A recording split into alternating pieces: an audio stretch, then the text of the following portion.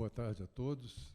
Hoje temos a satisfação de receber aqui o acadêmico Antônio Torres para a palestra O que sei dele, Audálio Dantas, o leitor número 1 de Carolina Maria de Jesus.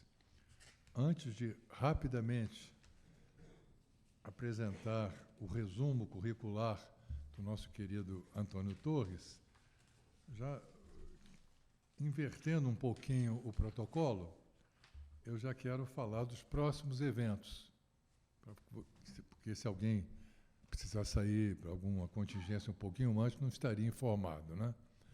Então, eu lembro a todos, ou comunico a todos, que o nosso último ciclo, o ciclo das terças-feiras, né, sempre às 16 horas, o ciclo de dezembro se inicia na próxima terça, dia 3 de dezembro.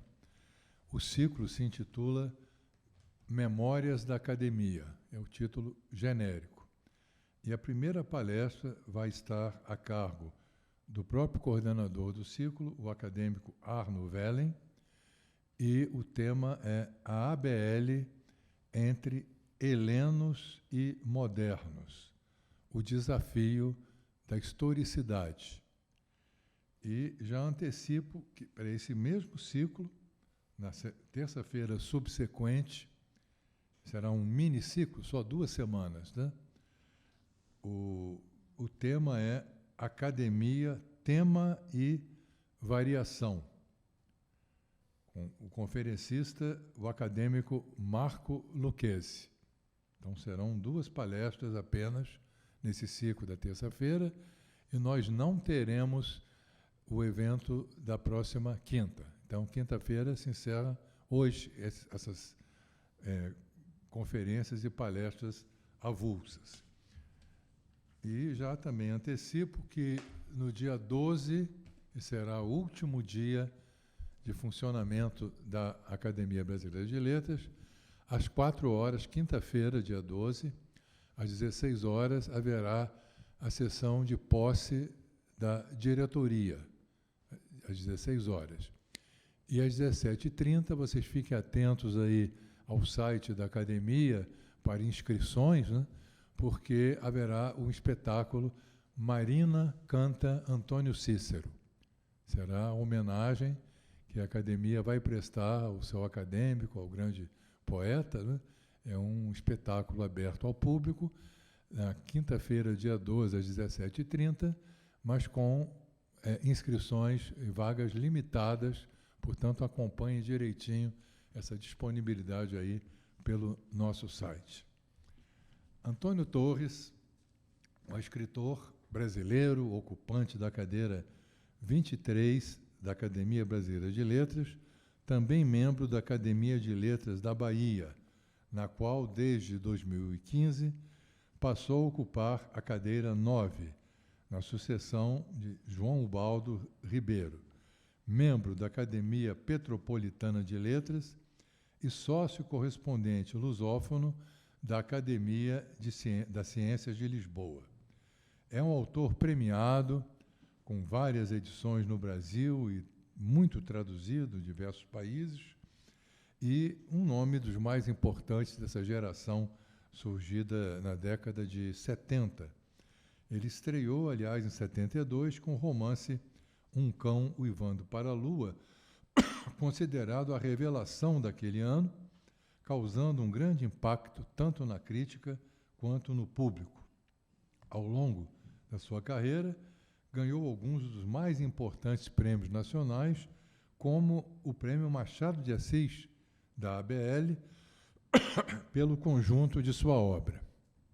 Entre seus livros mais conhecidos, figuram os que compõem a trilogia Essa Terra, O Cachorro e o Lobo, Pelo Fundo da Agulha, merecendo destaque também os romances Um Táxi para Viena d'Áustria e Meu Querido Canibal, assim como o livro de contos Meninos Eu Conto, além de Querida Cidade, mais recente, considerado pela crítica como, aspas, um romance que nos faz sonhar acordados.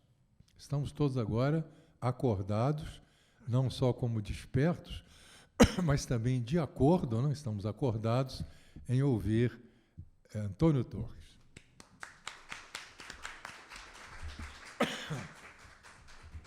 Obrigado, mestre. Amiga para essas coisas, né? Dizer essas coisas boas.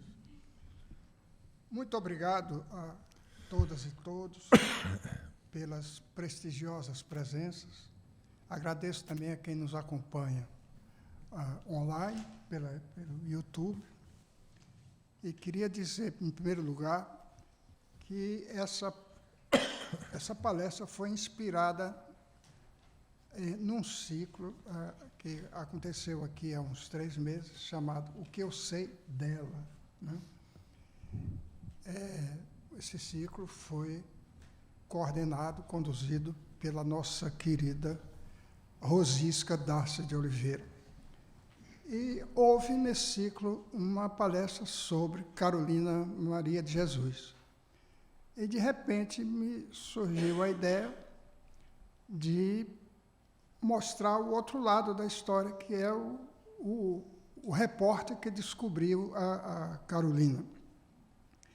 E que tem sido muito polemizado e tal, tem essa coisa depois que ele morreu, principalmente, tem havido muito disse-me-disse sobre o Audálio Dantas. E vou, antes de mais nada, dedicar essa palestra a Vanira Cunti Dantas, lá em São Paulo, que é a viúva de Audálio, e aos seus 4 filhos.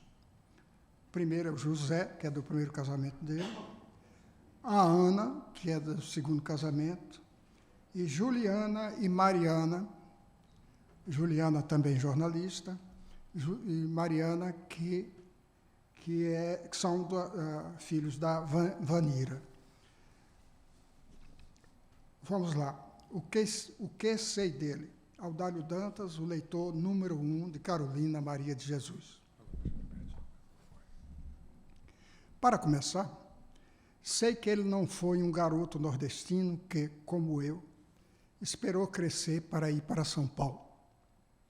Audálio Ferreira Dantas partiu do lugar em que nasceu, Tanque d'Arca, então distrito de Anadia, no agreste alagoano, aos 5 anos de idade, junto com a família.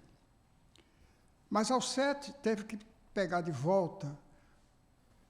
o caminho de volta por causa da separação de seus pais. Passou-se isso em 1937, ou seja, 1 ano antes da publicação de Vidas Secas, cujo autor era dali mesmo, pois Tanque d'Arca fica a apenas 33 quilômetros de Quebrangulo, distância que se vence hoje em menos de 1 hora por uma rodovia chamada Graciliano Ramos. Agora imaginemos o tempo que se levava nos 2.319 quilômetros de Tanque d'Arca a São Paulo, num percurso sujeito aos tompassos nas buraqueiras, aos atoleiros, às quebradeiras dos pau-de-araras. Contextualizemos um pouco esse ir e vir nacional nas palavras do professor Maurício Silva, da Universidade 9 de Julho, no ensaio publicado na revista Conhecimento Prático / Literatura, São Paulo, junho de 2014, e que começa assim: fato social presente na história brasileira desde os tempos mais remotos, a migração, imigração, emigração, é apenas um dos inúmeros e intricados capítulos de nossa realidade social desde tempos antigos. Nesse sentido, ondas migratórias de maior ou menor extensão e volume foram e ainda são verificadas em todo o território nacional, principalmente quando vinculadas aos vários ciclos correspondentes à economia colonial, o ciclo do pau-brasil, da cana-de-açúcar e da mineração, quanto àqueles que majoritariamente dominam a economia pós-colonial até meados do século XX, como o ciclo da borracha e do café, foram acompanhados de intenso fluxo migratório. Fecha aspas. Acrescente-se que esse fluxo iria ganhar mais intensidade a partir da década de 1930, que teve como paradigma a mudança da hegemonia do modelo agrário exportador para o industrial, e que levaria o Estado de São Paulo a se tornar a meca do ir e vir nacional. Aspas. Andavam para o sul, metidos naquele sonho. Uma cidade grande, cheia de pessoas fortes. Chegariam a uma terra desconhecida e civilizada, ficariam presos nela, e o sertão continuaria a mandar gente para lá. Graciliano Ramos, no final de Vidas Secas. Em 1944, a mãe de Audálio, chamava-se Rosalva Ferreira Dantas, voltaria a entrar nesse fluxo, dessa vez sem o pai dele, Otávio Martins Dantas, para ajudá-la a carregar a mala, e deixando o filho por lá mesmo, onde havia nascido e tinha parentes para cuidar dele.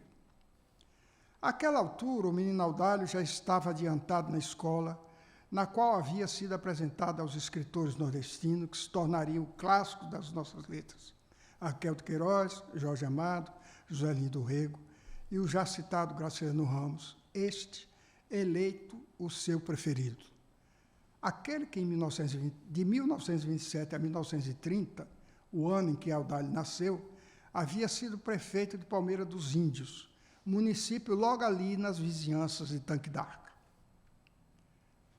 Outra vez em São Paulo, Dona Rosalva enviou um pedido ao filho para que fosse encontrá-la. Durante a viagem até o reencontro com a sua mãe, nascia, sem que ele soubesse, um futuro repórter, que em 10 dias de estrada observava toda a sua movimentação.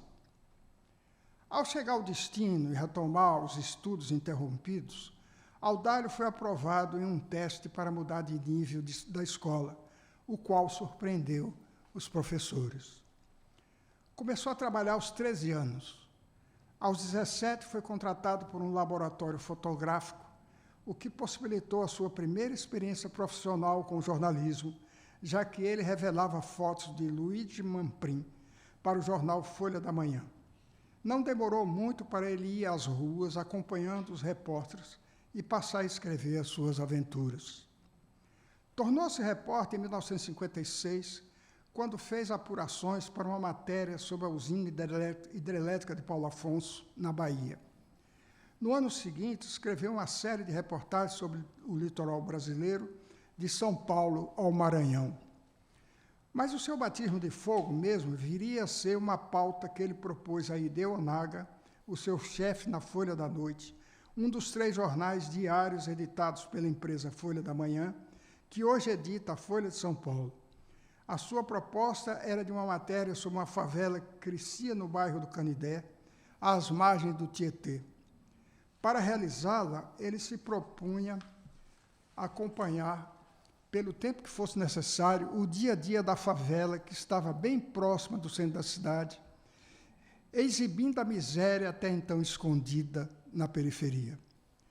O seu chefe de reportagem vibrou como um foca, escreveu Audálio na introdução ao seu livro Tempo de Reportagem, Histórias que Marcaram Época no Jornalismo Brasileiro, publicado em 2012 pela editora Leia. Trata-se de uma seleção de 13 de suas reportagens, com prefácio de Fernando Moraes, e fechando com uma longa entrevista de Audálio concedida aos repórteres Eliane Brum, Claudinei Ferreira e Ricardo Couto, para o programa Jogo de Ideias do Itaú Cultural. Voltando ao começo, era para ele passar uma semana a vasculhar a favela do Canindé. Voltou à redação 3 dias depois e foi direto à mesa do chefe, dizendo: "Pronto, a reportagem está aqui." "Já?" perguntou-lhe o chefe. Audálio respondeu que sim e pôs sobre a mesa meia dúzia de cadernos encardidos. O chefe se espantou. "Que é isso?" "A reportagem," Audálio respondeu. "Passo-lhe a palavra. Daqui para frente é o Audálio que vai falar." Aspas. "Eu não havia escrito uma linha sequer mas a reportagem estava, de fato, naqueles cadernos, especialmente em um que continha um diário iniciado 3 anos antes, em 25 de julho de 1955, pela favelada Carolina Maria de Jesus, moradora do Canindé. Ideu lia o diário e comentava alguns trechos entusiasmado. Isso dá um livro. Além do diário, havia contos, poesias, até um começo de romance. Num instante, o pessoal da redação rodeava a mesa para folhear os cadernos. Ali mesmo surgiu a ideia de fazer uma vaquinha para custear a impressão do livro sugerido por Ideu.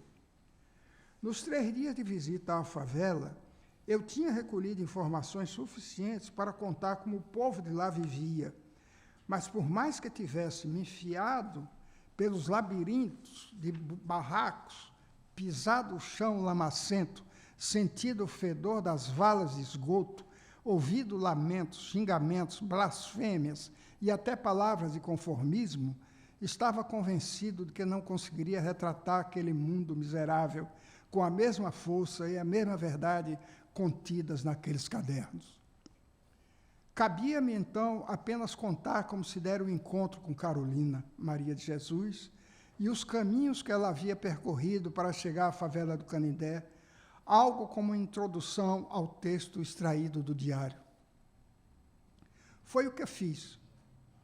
Deixei de lado a minha experiência, a sensação que foi conhecer uma favela por dentro, um feito que seria considerado uma demonstração de coragem, a aventura de um repórter enfrentando o perigo de andar sozinho por ali, um antro de marginais, de bandidos perigosos, segundo se dizia.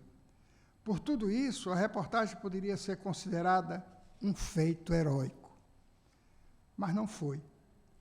O encontro daqueles cadernos não me custou nenhum esforço de reportagem. Foi fácil. Eu assisti à festa que os marmanjos faziam nos brinquedos, uma gangorra, um balanço e um pequeno carrossel, que a prefeitura tinha instalado há poucos dias num canto da favela. Falava que aquilo era um playground, coisa para criança brincar, mas poucas conseguiam chegar perto. Algumas ficavam por ali, rodeando, de olho comprido, mas mantendo prudência e distância. Arrisquei perguntar a um dos grandalhões por que não deixava os brinquedos para as crianças. Ele respondeu que nunca tinha brincado num brinquedo daqueles quando era menino, agora tinha chegado a sua vez. Cheguei a romantizar mentalmente a coisa, comparando a cena com a dos Capitães de Areia, meninos de rua do livro de Jorge Amado, que aproveitavam a madrugada para girar num carrossel de um parque de diversões deserto. A conversa não progrediu. Acabava de chegar, irada, voz potente, Carolina Maria de Jesus, a fazer uma ameaça. Vou botar vocês no meu livro. Aos poucos, os ocupantes foram se esgueirando por um canto. Um deles xingava, entre dentes, cala a boca aí, puta véia. Carolina acabava de dar uma demonstração de força e, ao mesmo tempo, me dado um recado. Ela sabia, como toda a favela, que por ali andava alguém estranho, de fora, um policial, talvez, ou, como ela preferia imaginar, um repórter. Durante anos, ela andara pelas redações, anunciando-se como poetisa, mas repórter nenhum acreditou. Um deles ali na favela vinha calhar, parecia de encomenda. Carolina continuou em voz alta a reclamar contra os vagabundos que iriam parar nas páginas do seu livro. Fiz a pergunta inevitável. Que livro é esse? O livro que estou escrevendo as coisas daqui da favela. Entre mais de 20 cadernos guardados em seu barraco, no armário de caixotes, estava um que, dias depois, viraria reportagem, com fotos de Gil Passarelli, que eu conheci. O título da reportagem que a Folha da Noite publicou no dia 9 de maio de 1958 resumia tudo: o drama da favela escrito por uma favelada. A reportagem ocupou quase uma página inteira com fotos de Carolina, de seus filhos e da favela. A repercussão foi grande. Muitos leitores telefonavam dizendo a emoção que sentiram, outros levantando dúvidas sobre a autenticidade do texto da favelada. Aspas. Isso é invenção de repórter para vender jornal, fecha aspas, diziam alguns, outros expunham sem rodeios o preconceito. Onde já se viu uma negra semi-analfabeta e ainda por cima favelada escrevendo desse jeito? Ninguém fez críticas ao texto que escrevi como introdução, aspas, introdução, ao Diário de Carolina. Relendo hoje, passados mais de 50 anos, faço autocrítica. Nele encontro impropriedade, excesso de adjetivos, alguma pieguice e imperdoáveis falhas de informação. Registro, por exemplo, a existência dos filhos de Carolina, pobres crianças que passam fome, mas os deixo sem nomes, os quais só aparecem no diário escrito por ela, repórter mais atenta. A despeito de todas as falhas, eu já escrevera textos bem melhores. A despeito de todas as falhas, eu já escrevera textos bem melhores e muitos outros escreveria depois. Considero até hoje que aquela foi a mais importante reportagem que fiz em toda a minha vida.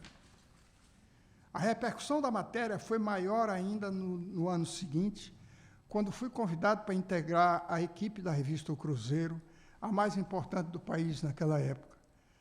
Lá publiquei uma segunda reportagem, mais elaborada e com novos trechos do diário, que Carolina retomara em 1958. A história correu o mundo. Trabalhei quase um ano inteiro fazendo a compilação dos textos para a publicação em livro. Já não era preciso fazer a vaquinha sugerida por Ideonaga. O romancista Paulo Dantas, meu velho amigo, entusiasmado com os escritos de Carolina, propôs a edição do livro pela editora Francisco Alves, da qual era o coordenador editorial em São Paulo. A reportagem crescia. Em agosto de 1960, quando o livro saiu, com o sugestivo título de Quarto Despejo, os 10.000 exemplares da primeira edição, um recorde para a época, esgotaram-se em uma semana. Não demorou para Carolina virar celebridade internacional. Jornais e revistas mais importantes do mundo abriram espaço para novidade, entre os quais Time, Life, Paris Match, Le Monde. A Time mandou o enviado especial ao Brasil, David Sinclair, que chegou disposto a mostrar como Carolina passara de um momento para o outro a viver um estranho sonho de Cinderela. A revista patrocinou a sua ida ao Rio de Janeiro para que ela desfrutasse as maravilhas da vida na sala de visitas. No Rio, Carolina viveu, em uma semana, várias primeiras vezes. O voo de avião, a compra de vestidos novos, a hospedagem no hotel mais luxuoso da cidade, o Copacabana Palace, as incursões pelos restaurantes e as festas mais badaladas. No Antônios, se não me engano, montaram uma impressionante cena de preparação de uma sobremesa flambada em meio a altas chamas. Carolina registraria mais tarde em seu diário: comi aquela confusão toda e não gostei. Com o livro, Carolina começou a ser consumida. Era uma excitante novidade. Para alguns, uma espécie de bicho estranho. Exibiam-no em jantares elegantes nos bairros finos de São Paulo. Foi quando comecei a me preocupar com o sucesso da minha reportagem. Disse para Carolina se cuidar com tantos festejos. Ela reagiu mal. Disse que eu estava querendo mandar nela ser o seu tutor. Enquanto isso, o livro fazia sucesso, aqui no exterior, traduzido em 13 idiomas, isso até quando acompanhei a trajetória do Quarto Despejo. Críticos de prestígio consideraram um documento importantíssimo de uma realidade social. Outros apontavam qualidades literárias da autora. A edição italiana trazia o prefácio assinado por Alberto Moravia. Olha só. Por aqui, as opiniões se dividiam. Dos palpites de colunistas às opiniões de alguns críticos de peso, tinha-se de tudo nos jornais. Muitos insistiam em duvidar da autenticidade do livro. Alguns revelavam em linhas tortas para as insinuações de que eu estava ganhando dinheiro à custa da pobre favelada. Até ela, que gastava páginas inteiras a me elevar à categoria de anjo salvador, vez por outra, entrava na onda. Um dia, na coluna que escrevia para o jornal O Globo, o poeta Manuel Bandeira pôs as coisas no lugar. Ninguém, disse Bandeira, poderia inventar aquela linguagem, aquele dizer as coisas com extraordinária força criativa, mas tipo de quem ficou a meio do caminho da instrução primária. Senti-me vingado, continua Audálio nesse texto que ele intitulou de A Reportagem que ainda não terminou, e no qual conta mais o seguinte. Carolina não dava conta das solicitações.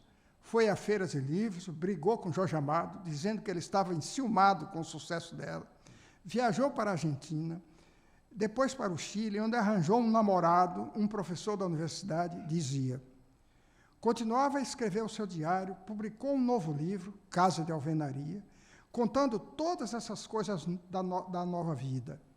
Não repetiu o sucesso do Quarto Despejo, mas logo apareceu um editor esperto que já vinha com o título de um romance engatilhado no jeito de fazer grande sucesso, Pedaços da Fome. Detalhe, Carolina deveria arcar com os custos da edição. E assim foi também com outros livros que vieram depois, um deles intitulado Provérbios de Carolina Maria de Jesus. Segundo Audálio, o dinheiro gasto por Carolina não foi suficiente para realimentar o sucesso. Um dia, morando em casa nova, no Alto de Santana, ela arrumou um saco e foi catar lixo na rua. Foi catar papel na rua. Enquanto isso, Quarto Despejo continuava a correr mundo. Virou tema de centenas de teses universitárias e até livro de brasilianista da moda. A discussão já não era sobre a autenticidade do texto, mas sobre o talento literário da autora, examinado de 1000 ângulos no mais fino jargão acadêmico.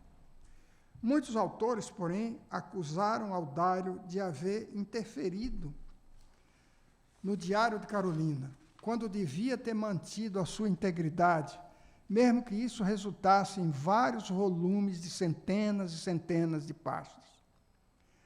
30 anos depois do lançamento de Quarto Despejo, a questão da autoria voltou com o peso da análise de um dos mais importantes críticos literários brasileiros, o Wilson Martins. Para ele, tudo não passava de um grande embuste, esperteza de jornalista. Audálio respondeu a ele num longo texto publicado na revista Imprensa. O Wilson Martins guardou silêncio por alguns anos, mas não desistiu. Voltou ao tema nos anos 1990, no Jornal do Brasil, dessa vez dizendo por que o texto de Quarto Despejo não podia ser de Carolina. Continha expressões rebuscadas como astro-rei, em vez de sol, ou frases inteiras como acordei, abluí-me e aleitei-me, o que, jurava, só podia ser coisa de jornalista. Aspas para Audálio. Aí fiquei bravo de verdade. Preparei uma longa resposta que enviei ao Jornal do Brasil com ameaça de processo contra o crítico. Tinha como testemunha os cadernos escritos por Carolina, que mantive sob a minha guarda até outro dia, quando decidi doá-los à Biblioteca Nacional. Mas adiante Audálio iria concluir, Quarto Despejo é de hoje. Os quartos de despejo multiplicados estão transbordando. Aspas. O que Audálio Dantas fez com Carolina Maria de Jesus? Fecha aspas. Pergunta Eliane Brum, no título de uma alentada matéria publicada no jornal É o País, de 29 de novembro de 2021, com a seguinte chamada: uma opinião sobre o mais recente capítulo de uma das mais icônicas escritoras do Brasil e do jornalista que ela descobriu para ajudá-la a ser publicada num dos países mais racistas do mundo. Para Eliane Brum, há neste momento dois gestos em curso. Por um lado, o apagamento da importância de Eudálio Dantas na trajetória de Carolina Maria de Jesus como escritora, e, por outro lado, a redução de Eudálio a um branco, macho, opressor e aproveitador que teria oprimido Carolina, se esforçado para ser mais importante do que ela e impedido o público de conhecê-la para além das narrativas dos diários. Alçar-se a descobridor de Carolina seria um exemplo contundente dessa atitude de senhorzinho. Parênteses. Eudálio sempre descartou esse carimbo de o descobridor de Carolina, dizendo que ele, sim, é que foi descoberto por ela. Com o que Vera Eunice, filha de Carolina, concorda ao dizer que a sua mãe deu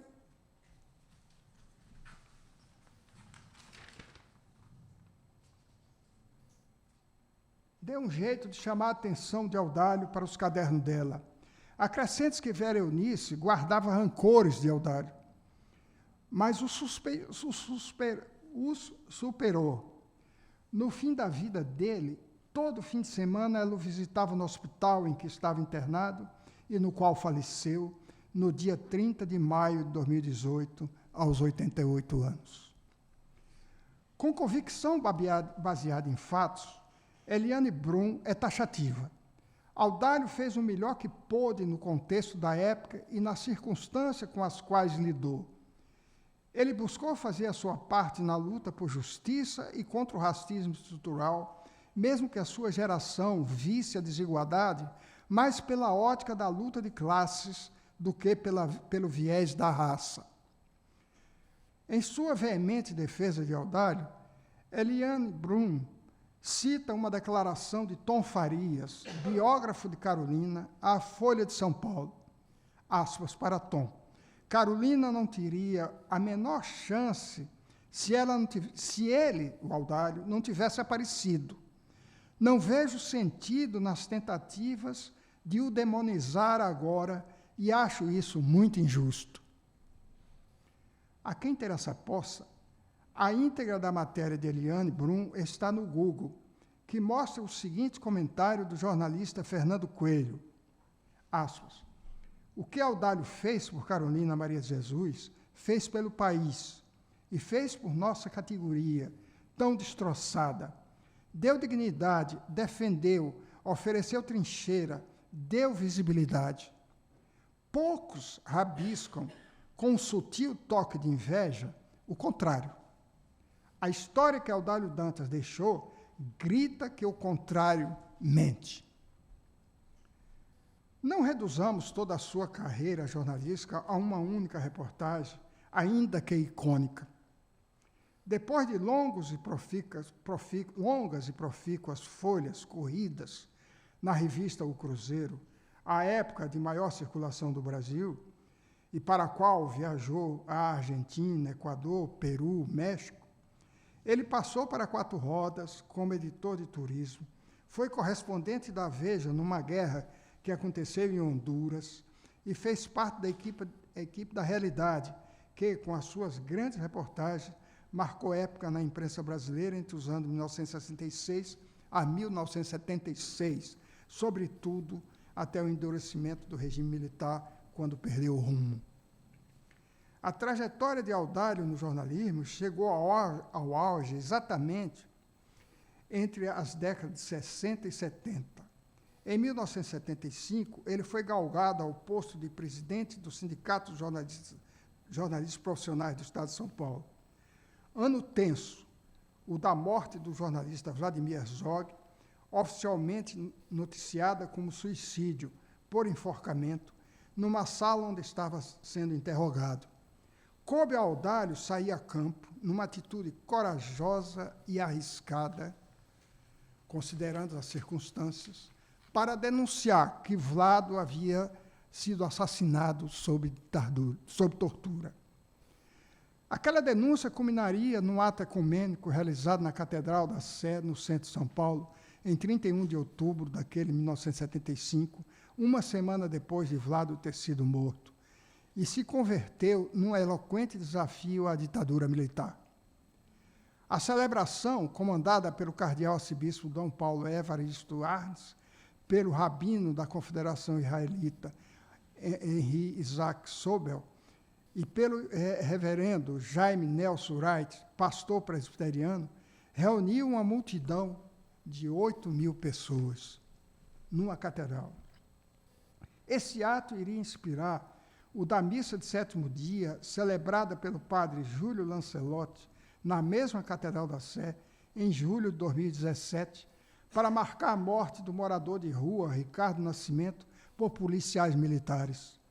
Articulada por moradores de Pinheiros, bairro nobre da capital paulista, a missa contou com outras pessoas ligadas aos movimentos dos direitos humanos, entre elas Audálio Dantas, que ali juntava os dois momentos, apontando que o Brasil voltava a viver outro período de exceção, como reportou a já citada Eliane Brum. Da presidência do Sindicato de Jornalistas de São Paulo, Audálio pulou para a Câmara Federal, ao ser eleito deputado, em 1978, pelo MDB, então um partido de oposição à ditadura, e foi considerado um dos 10 mais influentes do país, o Audálio. Terminado seu mandato, presidiu a FENAGE da Imprensa Oficial de São Paulo, foi conselheiro da Fundação Casper Libro e da Fundação Ulisses Guimarães, vice-presidente da ABI e diretor executivo da revista Negócios da Comunicação, e sempre participando de congressos, seminários, conferências, debates. Pauta que segue. Além de ter escrito reportagens antológicas, Audálio foi o autor de mais de 10 livros, entre os quais se destacam O Chão de Graciliano, em parceria com o fotógrafo Tiago Santana, premiado pela Associação Paulista de Críticos de Arte em 2007, e As Duas Guerras, de Vlado Herzog, Prêmio Jabuti de 2013, livro do ano na categoria Não Ficção, e Prêmio Intelectual do Ano, Troféu Juca Pato, da União Brasileira de Escritores. Antes disso, foi premiado pela ONU por sua luta pelos direitos humanos em 1981 e recebeu da Câmara Municipal de São Paulo o título de cidadão paulistano. Escreveu uma série de histórias para crianças, a infância de Graciliano, a infância de Ziraldo, a infância de Ruth Rocha, a infância de Maurício de Souza, o menino Lula. O seu último projeto, que a mais indesejada das gentes o impediu de realizá-lo, foi o de um livro sobre o menino Zumbi, para o qual chegou a fazer pesquisas na cidade alagoana de Porto Calvo, onde ele, Zumbi, viveu antes de fugir para Palmares. Devo essa informação ao mano Ronaldo Antônio, Toninho, para os íntimos, ou Tom para os outros. Ele mora em Maceió e acompanhou Audálio na viagem a Porto Calvo. Por falar de novo em Alagoas, volto à primeira frase desta palestra, na qual digo que Audálio não foi um garoto nordestino que, como eu, teve de esperar crescer para ir para São Paulo. Trata-se de uma deixa para uma intromissão pessoal nesse relato, que deveria ser só dele, sobre ele, e Carolina e tudo mais que diz respeito à sua história. Mas como não lembrar aqui, um fim de tarde, num mês qualquer do ano de 1961, quando um repórter recém-chegado da Bahia, à redação do jornal Última Hora, ainda em começo de carreira, na verdade, não mais do que um foca, telefona para a sucursal paulista da revista O Cruzeiro para falar com seu editor-chefe. Assim mesmo, na cara de pau. Calma. Não era para pedir dinheiro emprestado, nem para pedir emprego. Na verdade, parecia um milagre, até um milagre, o que havia lhe acontecido. O primeiro jornal em que bateu na porta deixou-lhe entrar e ficar. Portanto, queria tão somente dizer àquele que o atendeu ao telefone que era seu leitor na revista O Cruzeiro desde quando estudava numa cidade chamada Lagoinhas, e agora gostaria de conhecê-lo pessoalmente. E não é que o senhor editor-chefe, Audálio Dantas, se prontificou a receber imediatamente aquele foca que lhe tomava tempo, sem mais nem menos? Tão fácil quanto a conversa ao telefone foi chegar até ele, Dava para ir a pé da Última Hora, que ficava no Vale do Angabaú, à sede paulista dos Diários Associados, na rua 7 de Abril, onde se agrupavam o Diário de São Paulo, Diário da Noite, TV e Rádio Tupi, TV e Rádio Cultura e a revista O Cruzeiro. E de uma vez só, um repórter aprendiz iria conhecer alguns dos mais famosos profissionais da imprensa paulista, cujos nomes lhe eram familiares, ainda que de longe. Os fotógrafos Luigi Manfrim, um italiano de Veneza, radicado em São Paulo desde 1949, George Torok, Ronaldo Moraes e o repórter Carlos de Freitas, um gaúcho de Rosário do Sul, poeta nas horas vagas, autor de um poema que tocou fundo no coração de toda uma classe. Não te inquietes se um dia eu não voltar destas longas viagens. Quando um companheiro entregar meu caderno de notas, põe novamente na estante o livro que deixei sobre a mesa. No dia seguinte, arruma a menina para a escola, como se nada tivesse acontecido, e diz aos garotos da nossa rua que fui para um lugar desconhecido fazer uma reportagem sensacional. A menina se chamava Valéria. Quando eu a reencontrei, já era a senhora Washington Oliveto. Resumo desse capítulo. Bastou aquele primeiro encontro para ficarmos amigos para sempre. Os que se seguiram naquela redação, se estenderiam aos bares, restaurantes, às tardes de bossa que Aldário promovia aos sábados, reunindo músicos, cantores e cantoras, de Geraldo Vandré ao Zimbo Trio, Hamilton Godoy no piano, Luiz Chaves no contrabaixo, Rubinho Bassotti na bateria, e Alaíde Costa, Claudete Soares, Agostinho dos Santos, Paulinho Nogueira, Walter Vanderlei, Teresa Souza e Walter Santos. O que é que eu faço desse amor que só eu sinto e mais ninguém? Tantos que, a convite de Audálio, aceitavam cantar e tocar de graça na casa de alguém que tivesse um piano e bebida a rodo. E daí para um convite para que eu o acompanhasse numa das suas mais antológicas reportagens, O Circo do Desespero. Assunto: uma maratona de dança no 11º concurso de resistência carnavalesca, realizado no Ginásio de Esportes do Ibirapuera em 1963, promovido por emissoras de rádio e TV e patrocinado por uma empresa de produtos químicos.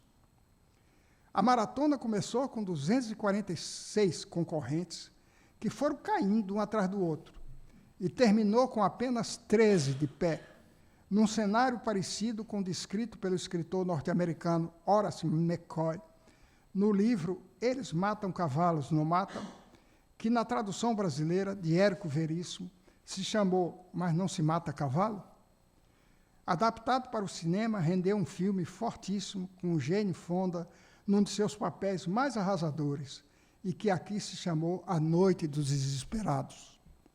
Vi esse filme 5 vezes. É possível que o livro de McCoy tenha servido de gancho para a reportagem de Audálio. Nela, ele o cita.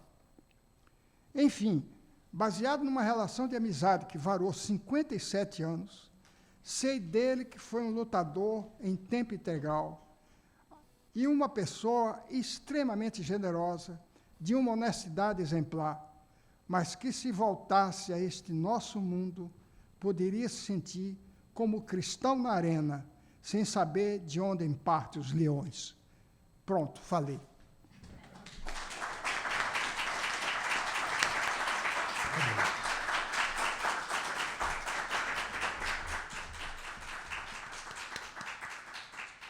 Agradecemos a Antônio Torres por esse depoimento, né, tão comovente, tão pessoal também, na reconstituição dessa figura que tem sido, a meu ver, injustamente minimizado, né, no que se refere às intervenções ou não de Audálio no texto de Carolina Maria de Jesus, E apenas como um adendo, aqui, né, um complemento, eu diria a vocês que praticamente toda essa questão da intervenção, até que ponto ocorreu de Audálio, e também nas flutuações, nas oscilações das relações de amizade dele com ela, tudo isso já está registrado no próprio livro da Carolina Maria de Jesus, tanto no Quarto de Despejo, de 1960,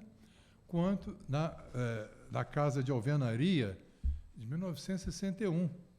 Tudo está explicitado por Audálio nos prefácios ou pós-fácios a esses dois livros. Por exemplo, Quarto de Despejo. O que ele diz aqui? Agora eu preciso dizer alguma coisa que é preciso dizer na clareza da informação. Quarto de Despejo, título do livro, é sugerido pela imagem que Carolina Maria de Jesus criou para a favela. Imagem perfeita e exata. Ela diz no seu bem dizer que, aspas, a favela é o quarto de despejo da cidade, porque lá jogam homens e lixo, que lá se confundem, coisas imprestáveis que a cidade deixa de lado. Os originais que contém o diário agora publicado estão em 20 cadernos, quase todos encontrados no lixo. Lendo-os, quando o tempo sobrava, demorei uns 2 meses, depois, atenção aqui, selecionei trechos, sem alterar uma palavra para compor o livro. Então, a função dele foi efetivamente de um editor, né? Alguém que recebe um material bruto, nota que há redundâncias ou há imprecisões, e sem alterar uma palavra desse original, trata de encadeá-los de uma maneira que ele supunha que pudesse ser mais interessante para o público leitor. Agora, o que ele faz nessa seleção? Explico.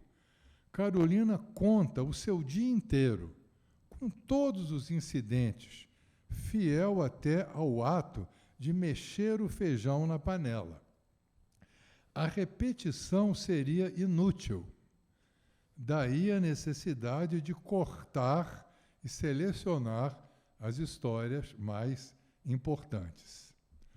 Como essa história que conto e garanto é o exato acontecido, tenho de acrescentar que, em alguns poucos trechos, botei uma ou outra vírgula para evitar interpretação dúbia de frases. Algumas cedilhas desapareceram, por desnecessárias. E o verbo haver, que Carolina entende apenas com um A, assim soltinho, confundido facilmente com artigo, ganhou um H de presente.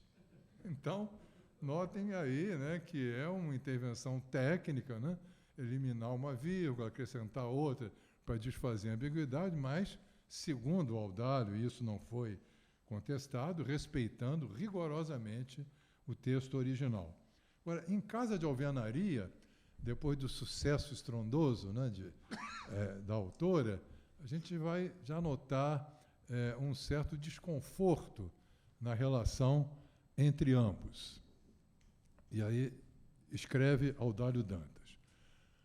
Como é a sua vida, de Carolina, aqui, né, na sala de visitas, que é a Casa de Alvenaria, é que ela nos conta agora neste livro o deslumbramento diante de coisas novas, a vaidade muito natural despertada pelas inúmeras solicitações, as legítimas, úteis e as destituídas de qualquer significado, feitas por debilóides e safados que viam em Carolina qualquer coisa assim como um bicho estranho.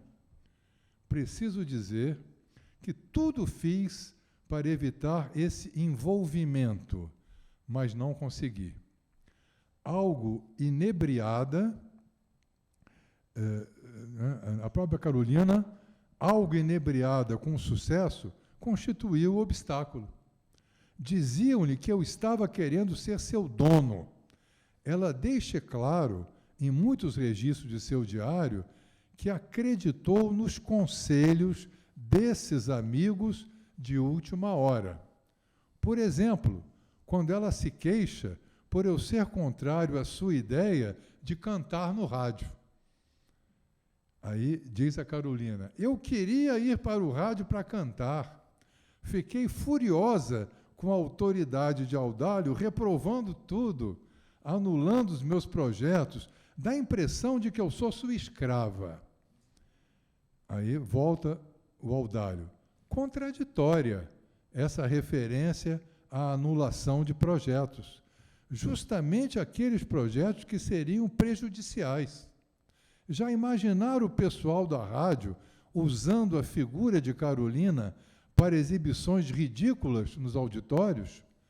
Carolina estava, evidentemente, sendo aconselhada. Mas logo vinha o bom senso, na palavra de alguém que não era um interesseiro. Aí, de novo, Carolina. Agradeci e despedi e fui tomar o ônibus pensando nas palavras do senhor Fernando Soares. Ele disse para eu não ir cantar no rádio. Aí prossegue Carolina. Não estou tranquila com a ideia de escrever o meu diário da vida atual, escrever contra os ricos. Eles são poderosos e podem destruir-me. Aí volta aqui o Audálio. Carolina já estava em sua casa de alvenaria, a maioria dos favelados do Canindé também. Quanto a mim, continuo repórter. Apareço com muita frequência neste livro, Casa de Alvenaria, como personagem. Isso não podia ser evitado, porque de mistura comigo havia personagens importantes. Apareço como anjo num parágrafo, noutro apareço como demônio, de acordo com as mutações espirituais de Carolina. Há erros de apreciação da autora em ambos os casos. Eu podia ser demônio, a certa altura, só porque a aconselhei a não emprestar dinheiro a determinada pessoa, ou por manifestar a minha opinião sobre um rapaz que vendeu o nome de Carolina para a propaganda de uma marca de sabão. Quase sempre, ao conhecer a realidade, Carolina voltava a ver-me com outros olhos e eu virava anjo. Está tudo aí contado no seu jeito originalíssimo de dizer as coisas. E, por fim, o tratamento dado à casa de alvenaria, agora a parte técnica, foi o mesmo que dei a quarto de despejo. Conservei a linguagem e a ortografia da autora sem alterar nada. No trabalho de compilação, houve cortes de grandes trechos, todos sem maior significado. Ficou o essencial, o importante, funcionando como uma película cinematográfica. O que fiz foi algo semelhante a uma montagem de filme. Os originais estão guardados para possível confronto. Aí está já em 61, né, a defesa que Audálio Dantas apresentou, explicitando com clareza o que ele fez e que não fez com os originais de Carolina Maria de Jesus, tão oportunamente, né, trazida à baila a atuação de Audálio nessa bela palestra de Antônio Torres. Bela palestra sua. É só isso. O melhor da palestra foi a participação dele. Não, o melhor foi o próprio Audálio, que eu li. Foi literalmente a palavra dele. Fazer justiça a ele, eu acho importante. Tenho autografada por ela. Agora, hoje em dia, aliás, para quem é do campo da bibliofilia, é impossível você comprar uma primeira edição do quadro de despejo, por R$900, R$1.200, né? Preços astronômicos que, tendo se tornado uma autora cult, né? A partir daí, os seus livros tiveram uma super valorização. Então, já falamos dos próximos eventos. Espero vê-los todos, né, na terça-feira, às 16 horas, para conhecermos um pouco a história da Academia Brasileira, a sua luta, né, a sua tensão entre os modernizantes e os helênicos, na palavra de Arno Velling, terça-feira, às 16 horas. Obrigado a todos. Está encerrada a sessão.